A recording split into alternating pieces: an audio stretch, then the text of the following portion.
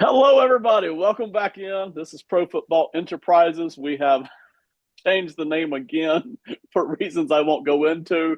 But if it starts with pro football, it's us. Okay, so let's just go with that. We may change the third word again. But thank y'all for being here tonight. Tonight we're doing offensive guards. I'm here. Shane's here. We're going to cover 10 of them tonight. 7 of them in depth. 3 more will be kind of watch list guys that I'm going to let Shane kind of mention at the end of the program, just so you'll have a feel for, hey, who's coming down the pipeline, right? It's just, I love doing that with some of these guys. Some of them are just too irresistible to talk about.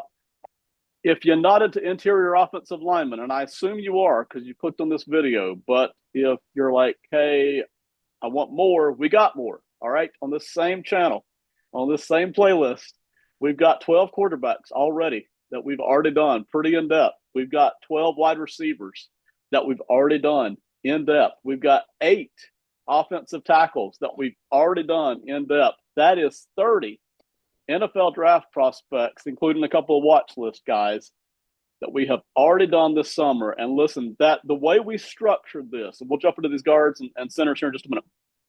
The way we structured this information will be good for months because our goal is to give you a feel for these guys, okay? What's their style?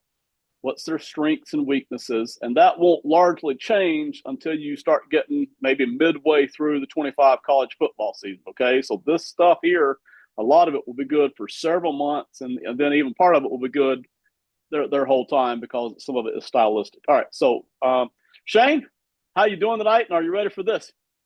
I'm doing well. I was going to say two quick things, Ben. Regardless of name change, if you see an Expos pennant behind Ben, and I will always be wearing an Expos hat, you know that you've turned into the right pro football.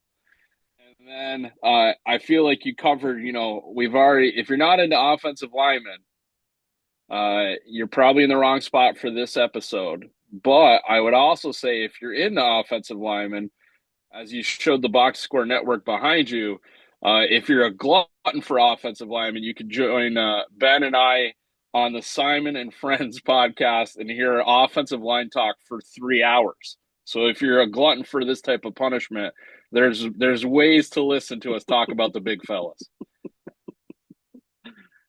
Yeah, all 3 of us, me, you, and Simon, um, did every NFL offensive line, all 32, and we didn't just gloss them real quick. We hit them for like 10 minutes each.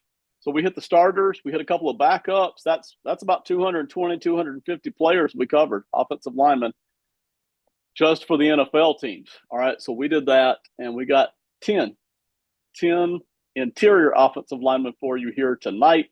You see some of them up here on the screen right now. Let's go ahead and get into the first one. All kinds of fun going on here. This is Jake Slaughter, center from Florida, 6'4", 293 pounds. Shane, go ahead and give us a feel for him, man. I I think Jake Slaughter is kind of becoming the new look center in the NFL.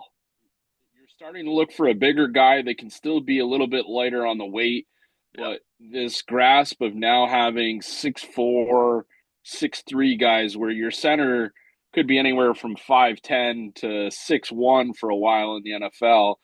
I think Slaughter in this new group is starting to show that if you have the brain and some athletic ability, it's a good spot to hide someone that maybe just naturally isn't going to weigh, 330. Um, he put it being a center at Florida can be pretty difficult. They use a varied offensive scheme. So there's a lot asked of him. Before it used to be you're just going to throw a shotgun snap every single time. You're talking Warfel, all those, Heisman years with the old ball coach where you'd throw it 70 times a game. It's changed a little bit about Florida, but I mean, Slaughter shows the athletic ability that you're looking for out of there. And then, like I said, grades high in what he's going to bring to the team. I think all these offensive linemen, it's a one position where personality can move your stock up probably higher than any place other than quarterback. Because if you have just a different mentality, uh, offensive line coaches are going to stand up on the table to try to get you drafted if they think you're going to be a tough guy inside their room. Absolutely. All right. Let me read through my notes like usual, and then I'll kick it back to you to kind of round us up here or dig a little deeper if we need to. Under control. I felt like he was always under control. He always has a direction. It really felt like everything he did had a purpose. I didn't feel like he was wandering around the wilderness. He seems to understand everything. I think you already kind of alluded to that part of it, how much they ask of him. It really felt like he understands everything. And listen, I know centers tend to be, you know, more toward the brainy type of the offensive lineman group, if you will. But even for a center, it felt like he really had a great grasp on everything that he was being asked to do. I felt like he was winning his strength battles. Sometimes you see centers who are getting pushed around. I didn't feel like he was getting pushed around. I felt like he was winning more of his battles, a lot of his strength battles. So I liked that. I like his pass blocking. He run blocks with purpose, always blocking his guy at the second level. I can't tell you how many times I see guys get the second level and they're not consistent about getting a helmet on somebody at second level. You know, they've got the athleticism or the speed and they get there, but it was like every time, man, he got the second level and he's missile targeting somebody. He's got somebody at second level he's blocking. I was really impressed with that consistently. He's efficient. I didn't feel like there was wasted motion with him. It just felt like everything he did was efficient. You mentioned the athleticism. While I didn't think it was elite, like some people will talk about, I felt like he has plenty. I mean, I didn't feel like for an NFL center, I was going to be really missing on anything unless they've got some kind of really crazy, you know, zone blocking scheme, right? I feel like he's got plenty of athleticism. He's 6'4", but he doesn't play tall. He you feel like he plays low. Again, that goes back to I guess the strength thing too. He doesn't feel like he's playing high, and that's a struggle. Like somehow his mass seems to be centered very well, and he plays low. Even though it didn't really look like he was squatting or anything. Sometimes needs help against the really big nose tackles. So like those extra large nose tackles, it felt like sometimes, maybe the LSU game, I can't remember. Every once in a while, it's like that might have been a bit of a handful for him. But again, we're talking about the really, really big nose tackles, right? Not the average. And then the last thing I'll mention, which several guys fit into this category tonight, he consistently played against some of the best defensive lines in the country. So you really, you know, you're getting a great gauge here on what he can do because he's playing against consistently some of the best here. So that's my notes. I'll send it back to you. I've got him kind of, he's not going to get drafted first round, but I would start thinking about him early second round is where I would at least start mentally thinking about this guy for my football team. But I'll kick it back to you to carry this on.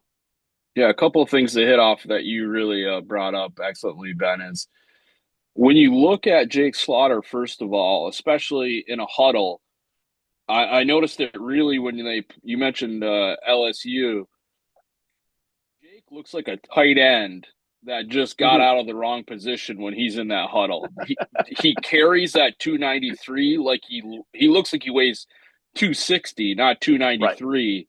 Now, is this a case of a strength coach giving him some extra weight to make it look like he's heavier than he is to help him later on down the line? I'm not sure about that, but there's not a lot, like you said, his speed isn't like super athletic. He's not a Jason Kelsey. He's not going to be asked to pull every single down. He's not going to do things like that, but he carries the weight well. As you mentioned, always looking for the second level.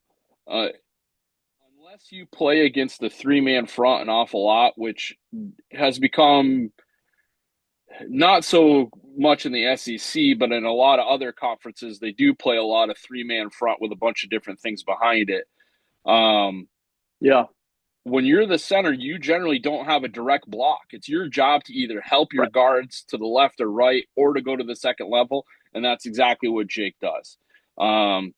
I think the thing that I do worry about, as you said, Ben, but again, he's seeing some of the top defensive linemen when it's a big defensive tackle with some built-in strength. You know, he had some attempts where it just looked terrible, where he was getting bodied. I would say most of the time, like you said, he does a good job of setting his feet and keeping a good base to where he's not getting blown off the ball. But like you also mentioned, I mean, he's not a top 30 pick. That's not what he's ever going to be. Right. But he's also going to be a guy that you can draft at center, and he's going to play for a couple of years, and you're not going to worry about him. He's that type of deal. One of the guys that we mentioned when we were breaking down NFL that when I looked at him again, that reminds me a lot of him and a former Patriot is Alex Karras. We went after the Bengals a lot for not being able to block, but this is a very similar player in my mind. Okay. I see a lot of Alex Karras in Jake Slaughter. At what point, this will be our kind of final thing here on Jake. Again, we're looking ahead almost 9 months now, 10 months, but where do you start to feel comfortable with him in the draft based on what you know right now? I think he's going to be a late guy because it kind of hurts you as a center when you're a known quantity because the NFL lately has known that I don't need to really reach to draft a center. I can Right. get a great center in the 3rd to 7th round. I can take a guy and move him to center if I trust my offensive line coach. I think what Jake has and what a lot of people will see, it's going to put him. He can go anywhere in that 3 to 5. I think wouldn't be if he has a good season. I think that's right where he lands. I think he's a guy that's going to get drafted. He's not going to be a undrafted free agent that ends up being a great pickup for somebody. He's going to get drafted. They're going to try to mold him. But it sits to be the same thing you mentioned before, Ben. If he can't show against some of the more dominant defensive tackles, that's going to hurt his draft stock. The problem for him is that you play Georgia every year at Florida, and the NFL just drafts Georgia's defensive line and linebackers in the first 30 picks every single year. So Right. your worst game is the game that everyone sees in the footage when they're watching those guys. So that's something that plays against him as well. All right, that's Jake Slaughter, everybody, from Florida. Let's hit the next guy. Armaj Reed Adams from Texas A&M, played right guard last year. 6'5", 340. So this is a big guy. This is one of the bigger guys we'll cover tonight. We're going to cover a couple, 2 or 3 of them tonight. This is one of the big ones here. So he's got the height, he's got the weight. Go ahead and walk us through Armaj Reed Adams here. I mean, this is one of the guys, like when I said that your personality is going to help your draft stock. This is an old school, gigantic guard who, as you can see, even the picture that Ben's showing right now, he's looking to punish people. That's his job. It's not to look pretty. It's not to pass protect. It's to be a mountain and push forward. Like I said, you watch his tape, he's not a dancing bear. It's not always pretty. When he locks on and he gets on a defensive tackle, you have to be a supremely talented defensive tackle for him to lose that battle. Just a mountain, really pushes ahead. Texas A&M has been kind of in this hinter zone the last couple of years on, are they a running team? Can they get a quarterback that sticks? What's the offense going to be? Are they going to lose on these big games? Are they really even powerful enough to compete in the SEC? This is a guy that's going to dominate at his position where you can at least put a check mark and go, okay, I think on almost every down we're going to get a plus here. So if we can figure out what we need the other 4 guys to do, then I think we're going to get a victory. The one thing that I will have to say, when you watch his tape, it's not great technique. This is the guy that's been bigger than everybody for most of his life, and it shows. He's going to outpower you. He's going to drive you to the ground. His footwork, sometimes you'll see on some of it, especially they run like a lot of like dive option, with the passes, and you'll see him take a wrong step, but just the sheer power that he has, it makes it look like the play's right. But you can see he misstepped because the center didn't go the right way. Either the center completely went the wrong way, which is a possibility, or he took the wrong step, and just his ability to be bigger than everybody else covers that gap. You're already hitting some of the things I got in my notes. So I always feel better when we do see some of these things the same way. So here's my notes, and then we'll talk a little. He looks heavy. So my first question was, how is his conditioning? Hmm. And the reason I wonder about that is late in games, does he tire out a little bit? No, I didn't study every game, and so I don't have any direct evidence on tape that he tires late in games.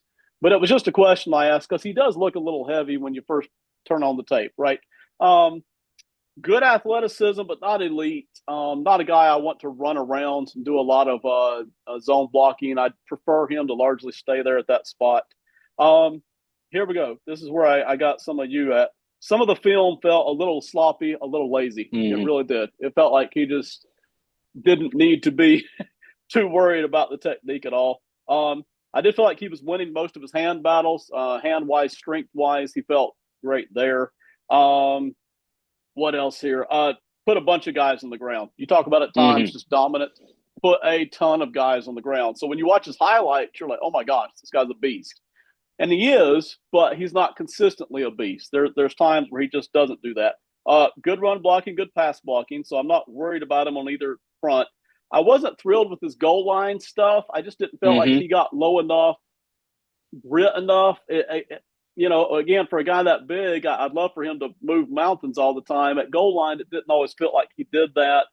Um, Sometimes it felt like he was passing off the first guy too quickly. As a kind of a helper, it kind of felt like he would just touch a guy and then he would move on. Sometimes I would like for him sometimes to have, and again, you can talk more about this later. I would like for him to have held that block just a split second longer before moving on to the next guy. It just felt like he was doing that a little bit too quick sometimes. We're at struggles at times with fast guys. The only time Hmm. I ever really saw him struggle was when an uber fast guy was right there sitting somewhere. Maybe it was a blitzer, or maybe it was just a light defensive tackle. Sometimes they could scoot past him. That was the only time I really felt like I saw him legitimately struggle. And I think that's pretty much it right there. I really like him, especially if I'm starting to build an offensive line where I want this size, where I really just want to start to build up that big offensive line. I really do like him. All right, but that's where I'm at on him so far. Well, I think it kind of hit on one of the main things that you talked about, Ben. Like when you look at him, we just talked about Jake Slaughter, and he looks like a tight end. He's Yeah, he's gonna he's gonna show his shape. You look at Adams, and the one thing I will say is I'm not running around practicing or playing football in the Texas heat. So I've never seen him have to come out. I've never seen him have to do anything.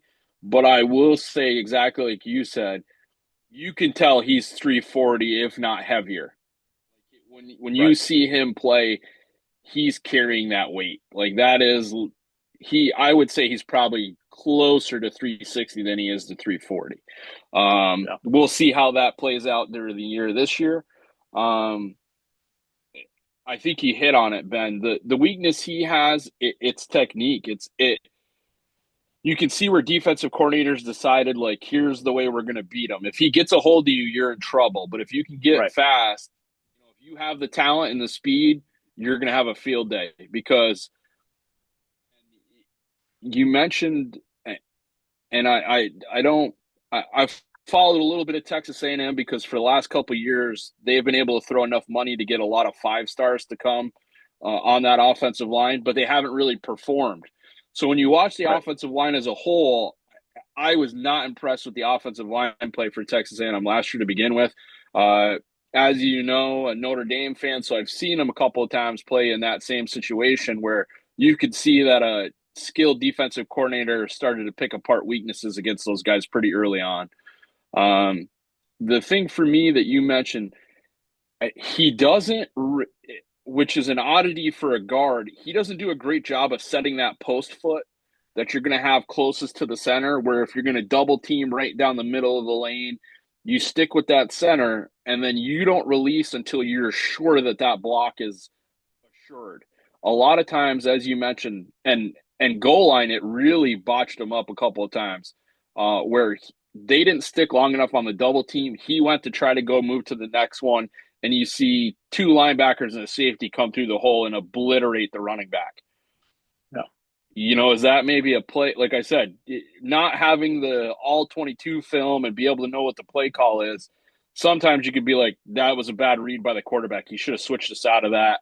Should have done something like that. But technique wise, if you have as much weight behind you as Texas A&M with offensive line is, and you're in a goal line situation, we should be able to get the yardage we need to score a touchdown. And there was Yeah. more than enough times where they had difficulty with that. And Mm-hmm.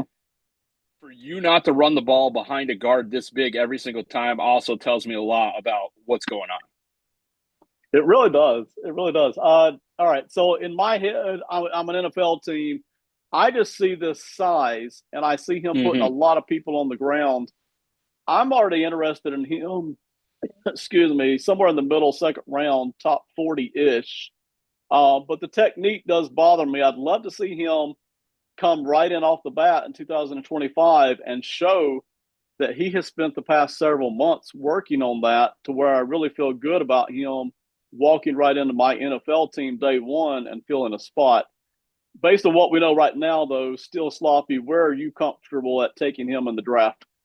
Well, I think you're right about where he will go, Ben. But as I watch the film and you mentioned the technique, I see him as a guy that gets a GM or a scout in trouble because you're going to use a higher than what you probably should have draft pick on him, and he's going to Yes, underperform for you.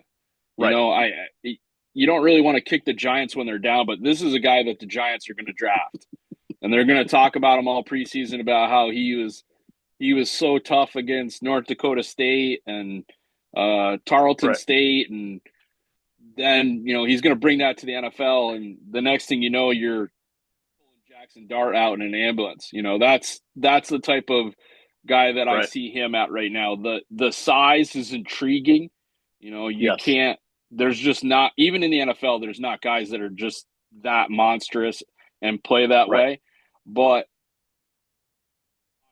some of the other guys we saw during this breakdown, they have the same size, they play meaner, and they have better technique. So I'm not going to put him above any of them. And like I said, I think that he's really a guy that you're going to draft, and year three, you're going to go, man, we're going to have to make a decision if we're going to cut this guy and draft another guy in the same exact position. We talk about so many guys at all the different positions who are physically dominant. They have the physical skills they were born with, but they haven't honed them. They haven't worked on them to the extent where they're consistently dominant. And then you get in a jam because you're like, it's kind of obvious this guy should be in the NFL. But if I'm going to take him with a first, second, third round pick, and he's not going to continue to get better, then by Mm-hmm. year three of his NFL career, I am sitting there struggling. Like, dang it, what do I do with this guy? He's starting, but barely. So Well, and we see it all the time. for an NFL offensive lineman, you could be a second or third round pick. You were an All American. And if you get drafted by a team that has a solid offensive line, you could be at year three and maybe you have four starts, and Right, not all that's on you. right, You could be a wide receiver and be wide receiver number four. You're still probably going to get 40 opportunities to catch the ball. If you're offensive lineman number six and none of your offensive line gets hurt, you get special team snaps. You got about 11 of those a game. What are you going to do? So it's one of those ones where people don't give the credit, where if you draft wrong on these, you've really hurt your team. I hate to always give Philadelphia credit. Jeff Stoutland, I think, is the best offensive line coach in the league, but with what they do draft wise, they don't miss on offensive linemen. They know that they have a great coach that's going to coach them up, and they know exactly what they're looking for. So that when guys go through, it's a next man up mentality. And if they don't want to pay them, they're going to have somebody that's sitting behind them that they're ready to pay to make sure that that's going to fill a spot. that's Armaj Reed Adams, Texas A&M. So keep an eye on him this year. We certainly will be here in just a few weeks. Next guy up. I'm not going to do great with this name, but I did look it up, so let me try it. Iapani Laloulu. Okay, Iapani Laloulu. That's close. It's not fast enough, but I think I got all the right syllables in there. All right, so Mm-hmm. he's 6'2", 325. I've got a heat chart for him. So I'm going to go ahead and walk into what style of player he is, and then I'll let you pick it up here. But 6'2", 325 is his height, weight. Here's his heat chart. This guy goes everywhere. Okay, it's a little funny watching him. Okay, because he's top heavy. All right. um, physically, he looks to me. He reminded me the way he looks of Mekhi Becton, where he's got all this weight up here, and he's got these little legs he runs around on. It's a little funny to watch. You're like, this guy shouldn't be able to run fast, but he does. He goes everywhere. All right. And so this is the only guy I made a heat chart for tonight. But he goes up the middle to block. He goes this way to block, this way to block. He'll pull that way. He'll pull all the way out there to the boundary. He'll pull this way, this way. You name it. He can go anywhere on the field you want him to go. And he's a perfect fit for the Oregon Ducks, because nobody runs a more in the big major conferences. Nobody runs a more creative, crazy offense than the Oregon Ducks do currently. They're left, right, up, down, in, out, everything. And Iapani, Laloulu is perfect for them. All right, so he's playing center for them. And again, it's a little odd to see it because you have a guy that's that top heavy, running that fast, that much. I'll just say this quick, and I'll hand it off to you. If you're a zone blocking kind of a team, this would be your kind of a guy. Now, we'll talk about how talented he is and where he might go in the draft a little bit later, but that's the style of player he is. So, Shane, take it away. Talk to us about Iapani. Well, I mean, the thing I'll hit on right off the bat, Ben, is you have that, heat chart, which for some people they may say, well, what do you mean heat chart? You just told me that all he does is go everywhere. Well, that's the point. Some centers you don't ask to do these things. Oregon with Will Steen, and I also have to give credit. You have Dan Lanning, defensive coach. Yeah. But when he went into Oregon, the first thing that he said is, in Georgia, what we did was we tried to get the best offensive lineman, the best defensive lineman, and then you're going to get linebackers, running backs, things like that want to play because we're so dominant up front. It's fun to play those positions when you got these type of guys that are in front of you. You mentioned it. He gets out. He plays everywhere. Does it always look the most fluid? No. Does he always get to where he's trying to get to? Yes.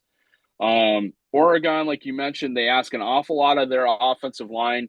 They run a quick cadence.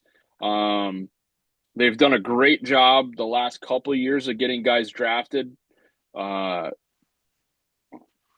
concerns for me, Oregon doesn't play your traditional pro-style offense.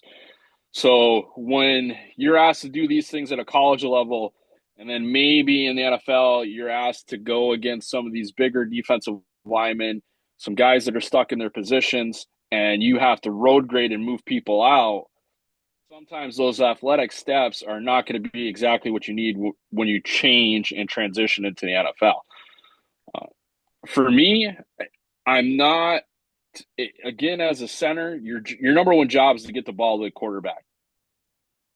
There are times where after the snap, he looks lost on the first beat, I would say. I don't know if it's an issue where it's not a natural snap possession and then he can get his hands up quickly. That's always what the center's trying to do. Get the ball back to the quarterback and then protect himself. Get your hands up. I see a lot of times where they have him move where I think in some ways that's to protect him for his hands. They'll have him double stack. They'll have the guard push down and make a key block, and then you'll see him be more of a protector. He might extend the pocket to the outside, or he might double team on the inside. There's not a lot of times where they're asking him to man up one-on-one and try to block those guys by himself. I think he has the strength to do it, but I think there's probably a progression in there where they've seen a weakness before, and that's something that they're looking for. I think when you're talking about athletic ability at center, as opposed to Jake Slaughter that we've already talked to, he's more athletic than Jake. He's bigger than Jake, more athletic. They ask him to do more things. I think that all plays into style. I agree with you, though, Ben, that this is a guy where if you run a zone scheme, he's going to rise up the charts for you. If you're traditional, 90s Dallas Cowboys offensive line, this is not the guy you're picking. He's going to make his blocks. you watch the game film, there's not a ton of pancakes. There's not a ton of him getting out in front and really leading on that. There's a couple of times where he lays some pretty hellacious blocks on screens. Right. Um, but, up front, center to DT, I'm not seeing him really dominate a ton of nose tackles. Not last year to say the least, but Oregon was moving into the Big Ten. It's a whole different defensive style from what they were playing. Where depending on who you ask, there's an awful lot of years where there's no defense played in the Pac-10. True. 1,000% agree with everything you just said, and it leads right into the second part of my notes. I mean, perfectly. The run blocking very good, especially zone blocking, can go anywhere. We already covered that. I mentioned the Mekhi Becton physical look that I see. I do see him getting pushed back some against the better and stronger defensive tackles. When I saw that, again, they didn't put him in that position a lot, but when he was in that position a lot against the bigger, stronger defensive tackles, he was getting pushed. Mm-hmm. He just was. I still like his pass blocking pretty good. It's not that he can't do it, but I did see him getting pushed, and that's a problem. I'm going to question his ability to anchor. That seems very average. And the final note that I got right here, and I could go even deeper, but he's going to need to be on the right team. You mentioned that perfectly. If you're trying to build that bigger, stronger, traditional offensive line like the old Cowboys of the '90s, this is not the guy. There's other guys we're covering tonight that would fit that. But if you want that more modern, hey, we're going to run the football a lot, and it's going to be zone blocking, just all kinds of crazy nuanced stuff where he moves a lot. This would be your guy. This may be the most athletic guy we're going to look at tonight. This guy can go anywhere. But again, I wouldn't ask him to anchor down too much against your probably average NFL defensive tackle is going to get a pretty good push on him or just swim move him or rip him. And that's going to be a real problem if you're asking him to consistently do that on Mm-hmm. a lot of your passing downs. So I started liking him. Again, that depends on the team you're looking at, right? If it's a zone team, I maybe late second, early third round, I might start thinking about him. But other teams, I just wouldn't probably draft them at all. Is kind of the case, right? So, what's your final thought here on Iapani? Well, I think we both hit on it, Ben. You're going to have to be a certain team where you have some traits that you see where you go, okay, I can kind of tweak this, but what he does fits exactly what we're looking for. The thing I would hope is that Oregon, you would certainly think that during the offseason they watched the same film that we just did. Right. And maybe it's a mechanical thing, maybe he's just not comfortable snapping, which leads him to be later in getting up, and then that puts him out of position. Because at his size, and when you see him athletically, just like you said, Ben, he should be able to anchor. It's not Yes. I don't think it's a physical Yeah. deficiency. I think it's a technique deficiency that Okay. leads to him to look weaker than what he actually is. Um, yeah, I mean, you're gonna need like a Atlanta, Denver. We'll see what the Saints turn into, but you're gonna need one of those teams like that that's gonna see what he could be in the NFL. Um, you're not gonna see any of those road grading teams that are gonna jump at him. That's for sure. Yeah. And listen, because he doesn't yet show that traditional anchor. He could fall all the way to round 6 or 7, as far as I'm concerned. Again, it depends on how many zone blocking teams need a center like that or a guard like that. Mm-hmm. It is a great point you made, though, because I didn't notice it. That after the snap, sometimes it seems like he's a half second off, half second late, or maybe not quite sure what to do right away. That's a good point there too. So I didn't notice that. Very good. Well, and All right. if you look, especially when you go back and some of the other stuff that we're going to cover too, Ben, if you watch some game film toward the end of the year, they brought a lot of A gap blitzes and a lot of stunts on the inside.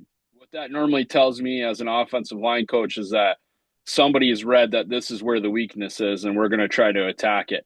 So either it's showing on film that he is a step, and it's not just something that you and I caught, on the wayside, Yeah. but I also think that it's something that he can get better at. That's one of the things. You can pick that up because I don't worry about his mentality. I don't worry about his athletic ability. I don't worry about his size. But if you're weak technique wise and you go against just a stronger player, you're going to lose battles because the technique is the thing that's going to try to alleviate that weakness for you. Yeah, and it's something I noticed. I'll be real quick here because we got to move on. In the Rose Bowl against Ohio State, where Ohio State not only gets a lead, and Oregon's used to playing from ahead, so now Oregon's playing from behind. But I did notice one of the things, and it's not just Iapani. One of the things Ohio State was doing, they had Tyleik Williams just getting all up in Mm-hmm. Iapani's business, stuffing early, and all of a sudden Oregon was facing third and longs, which even more exposed, what they're not good at, and that's just stepping back and drop back passing. They love to just go all over the place. It's like a great shifting boxer, right? They like to keep moving. All of a sudden, when it's third and long and they've got to throw the football for 8 yards, that's not what they do best. And it just kind of Yeah. piled up on them against Ohio Well, State. like you said, Ben, with the boxing, just like the great Mike Tyson says, everybody's got a plan until you get punched in the face.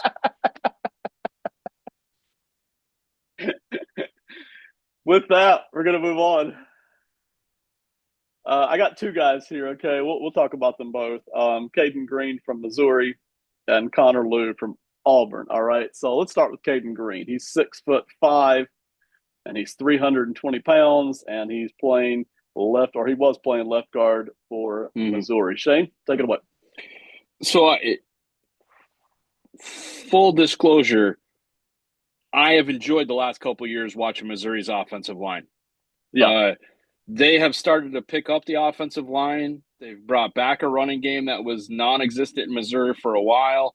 So watching these guys when they've needed, I don't think I'm stretching the boundaries here. Their quarterback play hasn't been like through the roof. So when they've needed to lock down a victory and keep the team ahead, they can run the ball. Green is one of those nasty guys that we talked about in the beginning. He is going to dominate at the point of attack. He wants to demonstrate to you early on in the game that he's going to be there every single play all day long, and you'd better be ready. Because if you're not, he's going to punish you. He's going to make you look bad. There's even some times this year where he's going to get penalties where he probably could have let a guy go, and he held on to him just to make a point. Like I said, as an interior offensive lineman, there's an offensive line coach that is just putting down his probably skull can right now, just absolutely loving watching his film of him punishing people. Right. Again, Oregon play there. I mentioned Oregon. I meant to say Missouri, but Missouri plays kind of a differing offense again. So there's times where you see him do some things that he probably won't be asked to do every down in the NFL, but it shows you some of the other moves that he can make. Again, like we said, 6'5", 320, carries the weight very well, as opposed Yes. to, like we mentioned, Reed, where you see like maybe he looked a little bit out of shape. That is not the case Mm-hmm. when you're talking about Cayden Green. The other thing for him, I didn't go through and look at PFF, see where they rated him or anything on missed blocks, but I'll tell you what, when he locks onto somebody, that's a victory. If he gets his hands on you, you've lost that battle already. I don't see him getting pushed off the ball. I don't see him letting guys Yep. go on to his inside. When I see him get beat, a lot of times it's over aggressiveness, which I'd rather have to chain the dog up than teach the dog to fight. So I really enjoyed watching Cayden Green. He's probably, of the ones that I hadn't watched a lot during the season, going back and watching his film, he's probably one of my favorites out of this week's. All right, I'm going to run through my notes real quick. I won't even have a lot to converse on here, but I'll let you finish it up real quick. He is a little top heavy, but Mm-hmm. nothing like the couple other guys we saw. He carries the weight very well. He's very nimble. He seems athletic, and he is, but he's not super fast. I could see that being he can't really get from A to B super fast. He would prefer to be in that area. I love the highlights. You mentioned the domination sometimes. the highlights are amazing. I mean, like if you only watch the highlights, you're like, good gosh, this guy's unstoppable. Well, he's not unstoppable, but the highlights are amazing. The Texas A&M tape was rough. They forced him to make a lot of decisions. I noticed, and again, what I've started doing is looking at these offensive linemen versus an average defense, and then against one of the better defenses. Well, A&M's got one of the best defensive lines in the country last year, and they're loaded with NFL guys, but they also were moving around a lot. They really forced him to Mm-hmm. have to make a lot of decisions, and sometimes he wasn't getting beat, but in a lot of cases he was making a bad decision about who to help, and before you know it, the floodgates are open. So the A&M game wasn't his best, but again, that's not all him. It's just a lot of A&M guys running around out there. He played hurt against Oklahoma, and that actually led to, I think there were 3 games in which, I think there was one game in which he started. He looked like he couldn't walk, and they just took him right out. I think maybe the Mm-hmm. South Carolina, Alabama, Oklahoma game, maybe, but Oklahoma's the one where he was basically playing hurt. But so some of those games in the middle there just weren't really fair to evaluate him on. He can be beat with good moves. A rip or I noticed him getting ripped a couple of times. I think that might be over aggressiveness, like you mentioned, where he is kind of leaning in too much, and they were able to just rip him. But I also noticed a couple of times people doing a shove, shove, shove, and then a push to the side. It was kind of like a counter move from a boxer having a setup punch, right? But again, not everybody's got those moves. In fact, a lot of defensive linemen don't have those moves, especially at the college level. Some NFL people don't have those moves. So it took an actual good move to beat him, and then or a Texas A&M line that was just over matching him with decisions he had to make. But I love the physicality and the dominance here from Cayden Green. Well, one thing that I think you really have shown through our breakdowns on the offensive line, Ben, is like you said, you like to watch him against a great defense, a middling defense, and then maybe if you got a chance you saw him against a real weak defense, you can kind of play that out. The other thing Right. I think that hurt him last year, like you said, he was injured for a good portion. The other thing is when you have a superior offensive lineman that happens to be playing on the same line as you, like a Membu, Yeah. that people drool over, defensive coordinators decide we're just going to not go against that guy.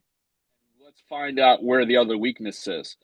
Yep. So there were times against Texas A&M where he was in kind of a no-win situation. He had 2 guys that were coming against him. They knew they were going to lose at Membu. They would put a outside linebacker, just have him touch him so that they could have coverage across the line, but they were looking for somebody else that was a weakness. Like you said, I'd like to see him have a healthy full year on the offensive line. That's super important because, as we already talked about, you're not shuffling people in and out. An offensive line has to play like 5 fingers in a fist. I know we're talking a lot about boxing, but to throw a punch, you need them all to be firing at the same time. And health on the offensive line is a big knock if you can't prove that you're going to be able to be there every day. Agreed. Based on what you've seen so far, where do you start to look at him in the draft if you're an NFL team? I think kind of what we said with the injury thing, I think that's going to drop him back. Um, I would think that he probably falls somewhere in that 4-6 range, depending on how he starts the season. He's a guy that could be one of those big time risers by the time the end of the year pops around, where you just look at the numbers, you look at what he can be. And if he stays Okay. healthy this year, I think he shoots up. And I'm probably projecting more than you are here, but I was thinking late second, early third. But again, that's assuming a full year of, hey, he's maturing like we hope that Mm-hmm. these guys all do. So Connor Lew from Auburn, 6'3", 300, playing center. Tell us about him. I, Auburn has not always had a great run for the offensive lineman, but I think he's a shining example. They started to play better last year. I think he does a great job with some switches at quarterback to be the guy that really calls the offensive line in the blocks. Um, Dominant at the point of attack, pretty big right now for what you're saying for a center, 6'3", 300 pounds. Um, the only thing I see against him is, as you mentioned, when you watch him against great defenses, he has some problems. But everybody else has problems against Georgia and Alabama and when you're seeing that type of film. I don't think he's getting a lot of help on his offense altogether. Play call, all sorts of things. I think he might be a guy that looks better in the NFL than he does at the college level. Um, Technique wise, as a center, I don't see a lot of things that I would change. But I also didn't think that he stood out in any one facet, athletically, strength wise, speed of attack, any of those things. Yeah. Okay. I love Connor Liu, but I can't tell you why. You just mentioned it. He stands out in nothing. All right. But I would love to have this guy playing center for most of my NFL teams. But listen, I'm gonna start off on the negatives. He's not athletic in any particular way. I mean, he can move a little, but he can't even touch the athleticism of some of these other guys we've talked about during these two episodes. I mean, can't even touch it. His strength is good, but it's not like he's putting guys on the ground constantly. I didn't see that upper level dominance that we saw from, say, Armaj Reed Adams or sometimes even from Cayden Green, that real mean put guys on the ground streak. I didn't see that. I there was no standout feature, and yeah, I loved him. You mentioned it right off the bat there. The At the point of attack, he's fantastic at the point of attack.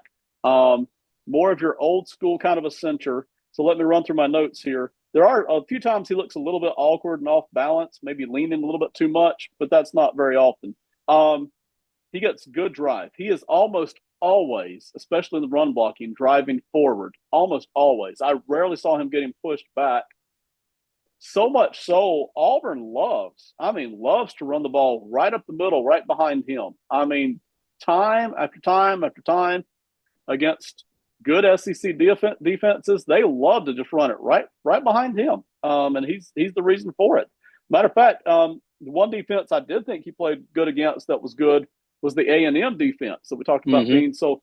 I thought he was a big reason in that game that game went to double overtime at Auburn, and they were able to just go toe to toe with A&M.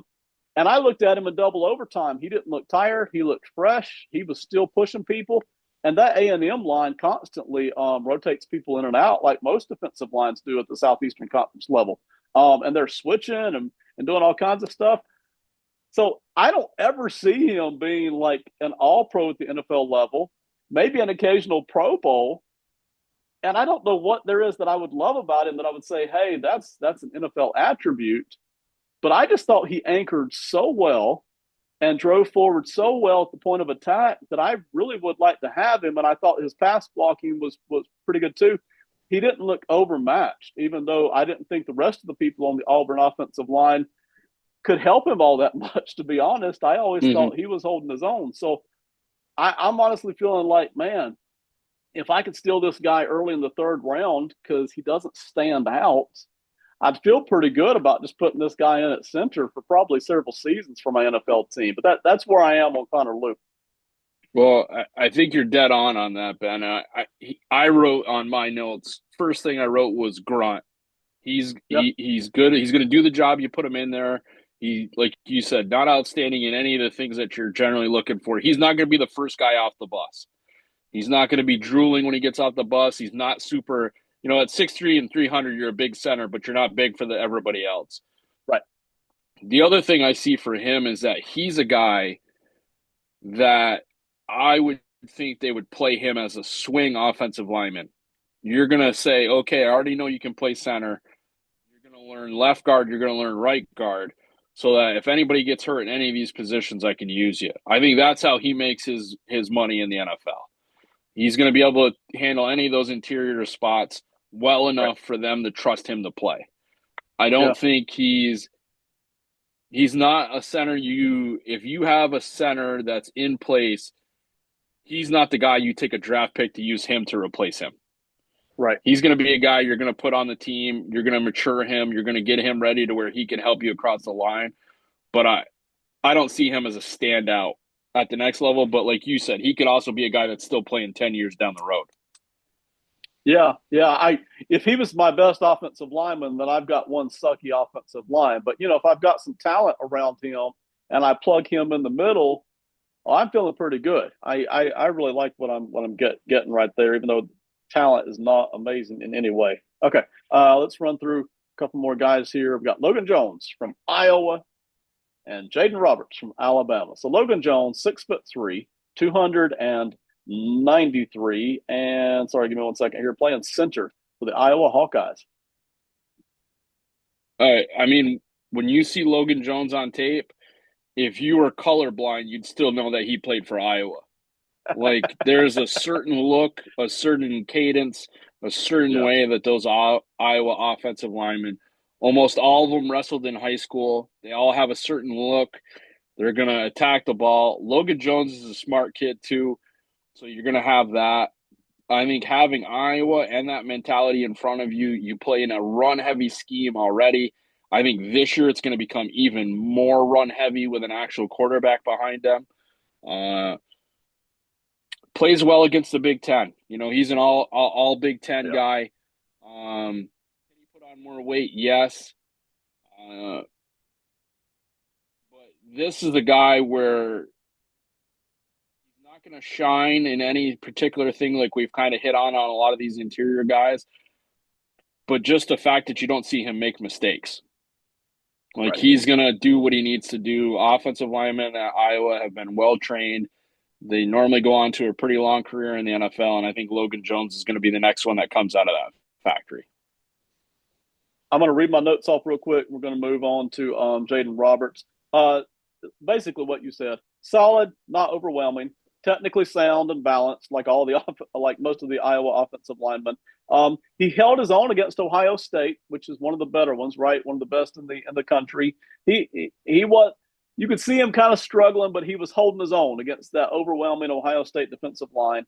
You will see him get pushed by big defensive tackles, Mm-hmm. but what I saw him doing, and I've seen a lot of guys do this, I'd see him get pushed, and then stop. You know, on that third set, he was able usually to stop those bigger defensive tackles, which is, if you're going to get pushed, at least you can at some point stop that, right? So while I didn't see him pushing those guys, I could see him holding up. That is important. What else? Again, he's solid in pass block, solid in running blocking. Nothing impressive, but I still a guy I can use at the NFL level. Jaeden Roberts, 6'5", 325 is what he's listed at. We can question that, but Mm-hmm. right guard for Alabama. Tell us about Jaeden Roberts. I was going to say, Ben, when I saw 325, if I was the guy on the scale, I'd ask him to put his other leg on there. I think that's light on the weight.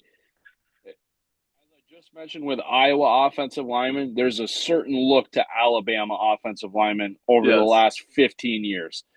The yes, guy is a mountain. Like, and you watch him with the rest of the offensive line that Alabama has, standing next to Jaden Proctor, some of those other guys. You're like, I don't know how we're going to get through them. You watch him on tape. I don't think he always does a great job of showing that body. I think the offensive line and the offense last year for Alabama was not what we've been accustomed to seeing.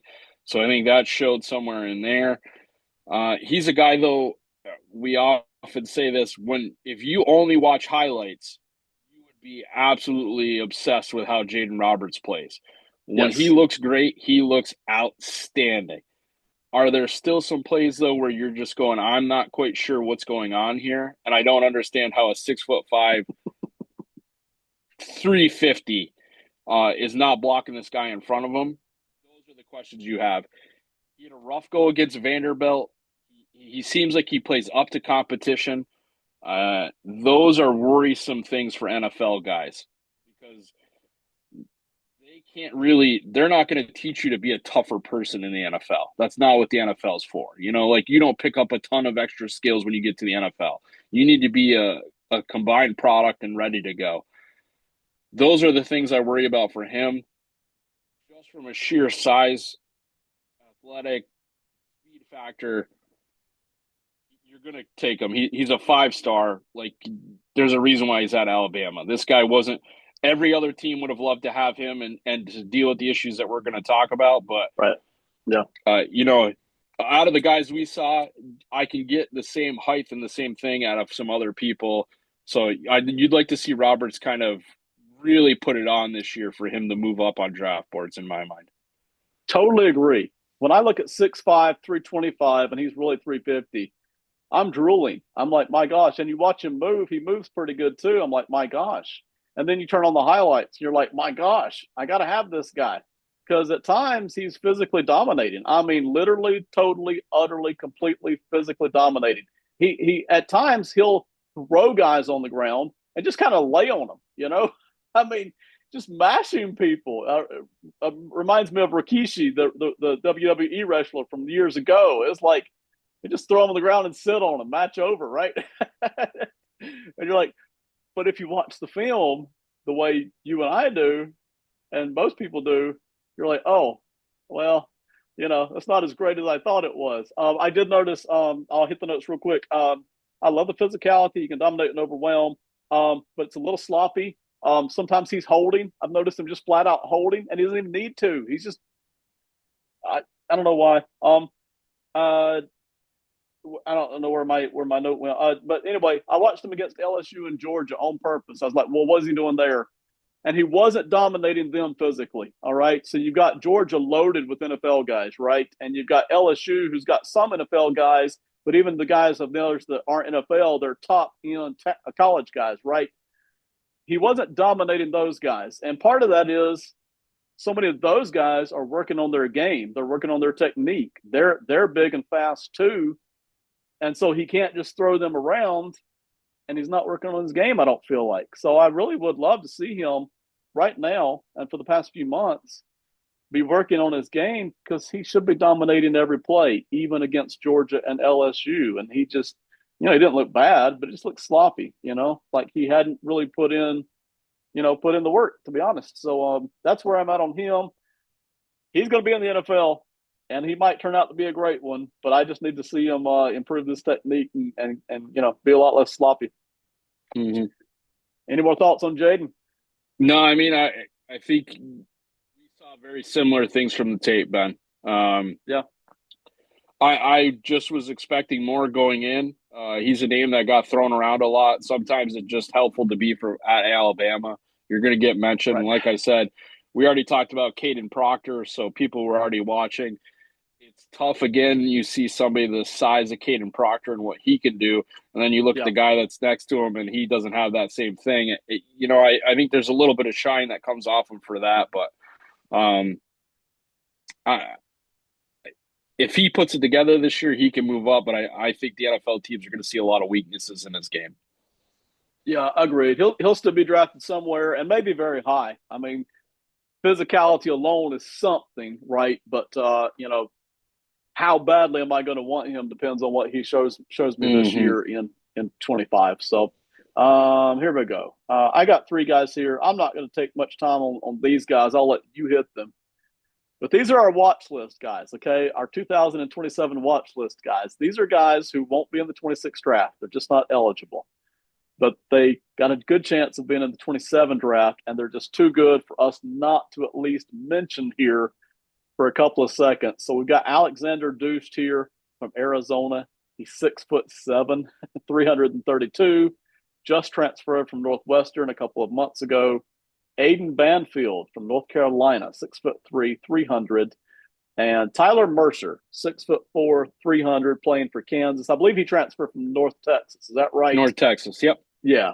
All right. So if you will, talk about all three of these guys real quick. I'm not going to talk about them tonight, but I'll let you hit on each of these 27 watch list guys. So like you said, I think you start off with the now Arizona Wildcat, former Northwestern Wildcat, Doris, 6'7", 332 pounds, everything you're looking for on that. Played at Northwestern, played well. I really, in all honesty, don't know if his game is going to show up better now going to Arizona than it did when he played in the Big Ten. I'll be interested to see how that plays out for him, because there's going to be a lot more spread defenses and things like that. They're going to ask him to do some different things. But the team that he showed at Northwestern when they were getting out physical and out dominated and he was holding his ground. I think that's what puts him on our watch list. At Banfield, again, North Carolina is going to be an interesting scenario here on the Belichick year. We'll see how this plays out. However, he played interior offensive lineman with probably the smallest All-American offensive lineman you could directly next to him last year at UNC. And they ran the ball. So I trust in his ability to do that. He's a physical guy. He's going to be a road grader. If North Carolina stays offensively the way Belichick has normally had his offenses play, I think he's going to get a ton of time to try to push people through. One of the guys that you kind of had to catch in a game on Fox Sports Southwest, at 10 o'clock at night. Oh, yeah. North Texas Mean Green versus, SMU. Mercer is going to get a step up at Kansas. But when you watch him play, loved everything he did. North Texas became a very dominant run game. They moved a top wide receiver who actually played at Kansas State, Porter, moved him to running back and let him go. And the big thing was a lot of gap schemes up the middle. Mercer was the one that set the tone for him, and they let him run out from behind him. That's what got him on my watch list. I think he's a guy that's going to start to gain momentum throughout this year and next. And that's why I put him on here. Could I be wrong on this? I certainly could, but I also am not going to be surprised if he moves himself up to next year when we're talking about this. He's one of the top guys when we're talking interior offensive linemen. There's always a lot of projection involved. I don't care which level you're talking about, high school to college, college to NFL. One NFL team, free agent, moving to the next. There's always a lot of projection involved. So, really appreciate you trotting that out. What little bit I saw, and I didn't do a lot of film study here on these guys. Well, I love the deuced size, that 6'7", 330. Banfield was the intriguing guy to me. He was the guy who was like top end ceiling. Hey, year or two, this guy could just really be drooled over, possibly. While Mercer was kind of the guy for me that when I looked at him at North Texas, I was like, man, solid starter, plug and play, day one. If he continues to grow like up through the Kansas years the way he did at North Texas, projecting there. So that's kind of how I'm feeling about these three guys. I'll tell you, Ben, on my notes for Banfield, I wrote, why is he at University of North Carolina? Right. Did this guy, was he only, 5'10" and 250 in high school, and then all of a sudden he shot up? I didn't go deep enough into that, but watching his play last year, and like I said, Lampy was the center for them, 5'9", spark plug, yeah. Played great, was an All-American, but made it tough for him to move into the NFL because he's as short as he is. Right. When you watch the game film and you watch the running attack at North Carolina, the question is how much money did they drop in a bag at his parents' house? Because I don't get why he made this decision for North Carolina. I have to imagine other teams made a good push to get him, and maybe he stayed loyal. But yeah, I think he's going to be a guy that raises up a lot of draft boards this year, and I think he'll have a really good run depending on how North Carolina plays out. I think he's a guy whose talent will show regardless, even if they have a rough season this year. I agree. And in this age of NIL portal that we're in, where everybody's moving so fluidly, it wouldn't surprise me come 2026 if he's not on North Carolina, if he's signed up for some money for somebody else, and Ohio State and Alabama, a Georgia. That would not surprise me at all. Texas Tech drops a bag in your arm, and all of a sudden you're playing for the Red Raiders in the middle of nowhere. Here, kid, here's your 13 oil fields. Happy life. Texas Tech is going to see exactly what they can get out of this. When you're talking about, so I don't want to say shady because I don't know exactly everything about it, but all sports at Texas Tech are starting to get an awful lot of money flowing through that system. Yeah, buddy. All right. Final notes here on these offensive linemen that we looked at tonight, because again, we did the tackles a couple of weeks ago. They're already up on this channel. You can playlist them and see them. There's a lot of guys here that I'm really intrigued by, especially some of the heavier, more physical guys. I just needed to see two or three of them get more technically sound to really get me up into that top 40 range for them this year. There was a couple of really fast guys that I just need to see them anchor better to get me up into that top 50 kind of a draft pick for them. And then there were a couple of guys there who aren't talented, but I think I can plug and play them along with the other talented guys if I've already got that to kind of pick up my floor there on my offensive line. So again, kind of a mixed bag here. It wasn't a group I'm just absolutely drilling over. But again, I've got a lot of usable guys here depending on what they show me in 25. Your final thoughts on this interior offensive line group? I think, like you said, Ben, I think this group, less so than with the tackles that we already talked about. There's not a dominant member of this group where you just went, this guy is far and above the number one. Nobody else really has a chance to be that level. But I think there's an awful lot of plug and play guys. Yeah. So, I mean, the number, it's not a sexy position, guard and center. But I think, like we discussed, I think there's a lot of guys that fall in that 3 to 5 round range where you're going to make your money as an NFL team picking one of these guys up and being able to play him for a couple of years. I think it will be really interesting to see how some of these guys go off of the last year and what they produce this year to see if they've read into the same things that we saw and how they play forward. Yeah, exactly. And I loved studying this group. I really enjoyed looking at them, but that also brought out some of the flaws. I will say, I've always felt like the more talented you are football wise, you can play in almost any system, almost anywhere, any coach. You're going to perform really well. But the less talented you are, it gets to be real important that you get with the right coach, right scheme, right fit to really bring out your talents and your gifts.